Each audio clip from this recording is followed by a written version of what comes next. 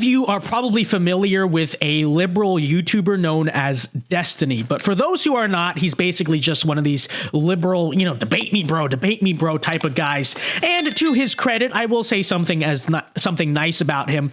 He's not nearly as annoying as Hunter Avallone or radical politically as Vosh. He is genuinely one of the more tolerable ones, but regardless, this is who Destiny is. Now, today I saw a clip from a Destiny fan page called Destiny Dunks.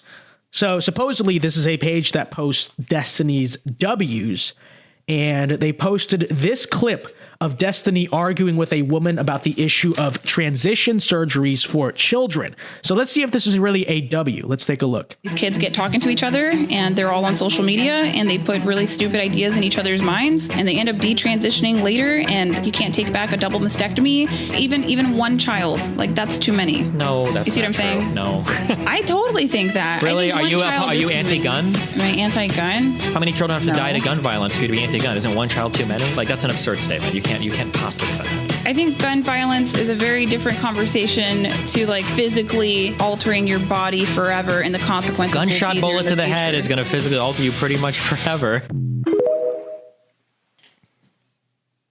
Huh? So first and foremost, this is simply a bad argument. There is no correlation. Gun violence and mastectomies, it's a deflection. It's a non sequitur. What about guns? What about them? It's not even relevant to the conversation. But I think if you're trying to bait conservatives on the gun control question, you may think it's some type of gotcha, but I would argue the two are not even comparable remotely. Why? Because you're not comparing like things here. Guns are tools. Guns are objects. A mastectomy is an action. And just to define it for people who don't know, that's the action of cutting off someone's breasts for the purpose of, sex change. So shooting someone in the head with a gun is illegal. Obviously. I would also note that kids having guns is also illegal, so the kind of argument doesn't even really equate. There's so many angles from which it's wrong here because, even if you want to take the gun angle of this, we're saying that kids shouldn't be able to have mastectomies. And if he brings up guns, guess what? Kids aren't allowed to have guns either. So there's so many angles from which it just doesn't make sense. But I think the most important point here is that shooting someone in the head, again, is illegal. Why? Shooting someone is an action, just like removing someone's breast is an action. So we are not making the case, obviously, to ban, pliers and surgical cleavers and anesthetics because they are used in mastectomies. We're arguing to ban the action of a mastectomy. Again, you're comparing tools to actions here. Why? Because, sure, a surgical tool like a cleaver could be used to mutilate someone and do a mastectomy on a child, but it could also be used to save someone's life, which is why we are not in favor of banning surgical tools because, again, they can be used for bad, obviously, but much like a gun, they could also be used for good. We are not in favor, therefore, of banning tools. We are in favor of banning and preventing bad actions. So it's simply a silly argument by Destiny. It's an obvious deflection. Like I said, it's a non sequitur. I think Destiny is a lot smarter of a guy than to know that this is an honest argument, but I don't know, maybe I'm giving him too much credit there.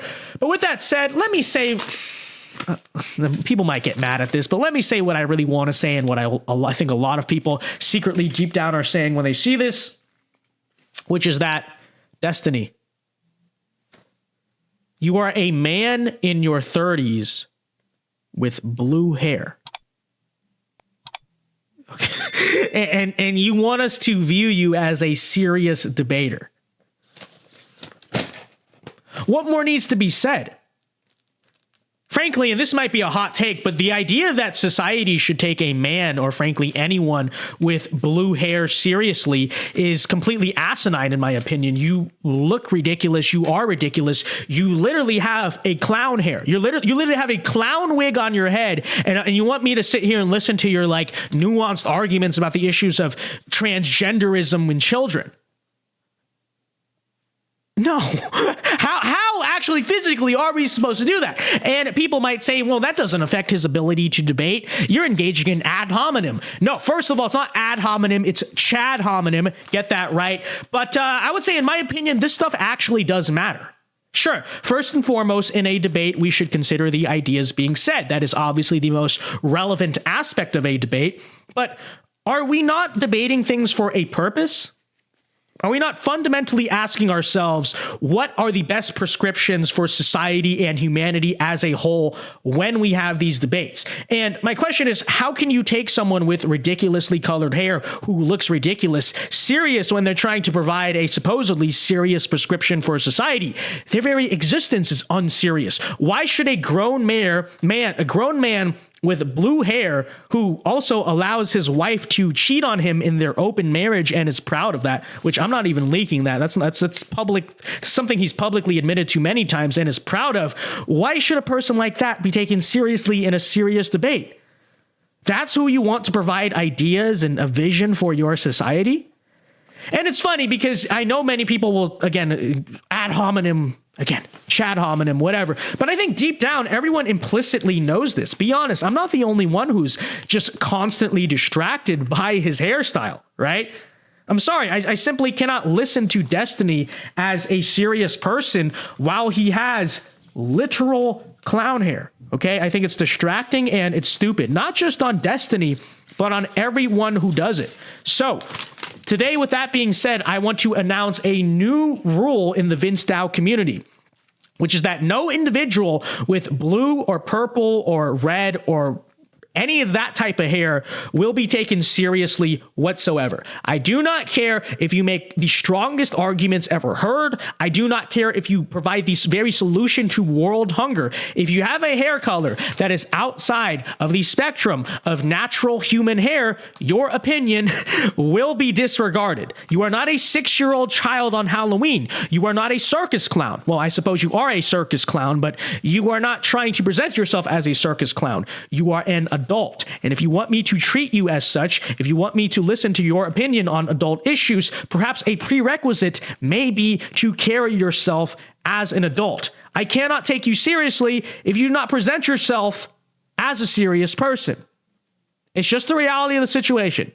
And again, of course, I'm sure many people on the right will dissent. They will call this cruel. They will say this contradicts facts and logic. Aren't we the side of empirical evidence? And I would say, yes, we are. But I think we are also the side as conservatives that understands human nature. We understand that the ideas that people subscribe to will impact the way they live their lives.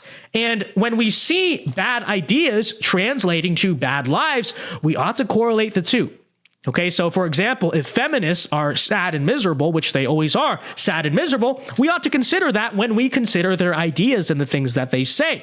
If people we are debating literally have clown hair, okay, if they have clown hair, we ought to consider that. And on the flip side, if right-wing and red pill people are noticeably bettering themselves every day, if they're getting mentally and physically stronger, which many of them are, if they are happy and nice people, we ought to consider that when we discuss these ideas. Because again, what are we fundamentally debating if not the prescription for ultimately how people should live their lives? Is that not, in the end, the debate we are having?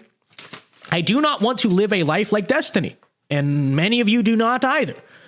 I do not want to be a blue-haired man in my 30s who is married to a woman who actively sleeps with dozens of men and is proud of that and is proud of making a cuck out of her husband and vice versa. So if that's the case, why should I really instinctively take you or any of your blue-haired positions seriously? Meanwhile, I may look at someone on the right who does live a lifestyle I want. Let's just say, for instance, Matt Walsh, Tucker Carlson, any of the right-wing commentators out there who have a lot of wealth and use that wealth to build very large families, right? Very, very good lifestyle, in my opinion, virtuous lifestyle. If that's the life I want, why would I not inherently take their ideas and their pathway and their vision more seriously? I don't know if what I'm saying really makes sense or if it's really registering with people, but the point I'm trying to make is that instinctively as human beings, we know ridiculous people and can identify ridiculous things instinctively when we see them. And when we see such ridiculousness, I do not think we have the time, nor should we make the time, to stoop to that level of ridiculousness. And, oh, come on, hey, what are you to make me with my blue hair? Why? Because we do not have time for that, okay? We as a movement do not have time for that. You personally do not have the time in the day to waste your time on people with blue and purple hair. You do not have the time in the day, frankly, to debunk these ridiculous looking hippies who are always like, hey, don't make me, bro. So that's, again, why I am inventing the new rule today. If you have blue hair, your opinion is disregarded. Your opinion is canceled, thrown in the trash can. I really don't care what you have to say. And that's all I have to say about it. No normal colored hair, no opinion. I may listen to you. If the issue of clowns, like actual circus clowns, if that ever comes up in politics, I may give you a listen. But otherwise, folks, blue hair, opinion disregarded. And, again, people may call that illogical or irrational. I think you're coping. I think you and I both deep down know that's exactly a 100% valid and correct way to view the world. So true.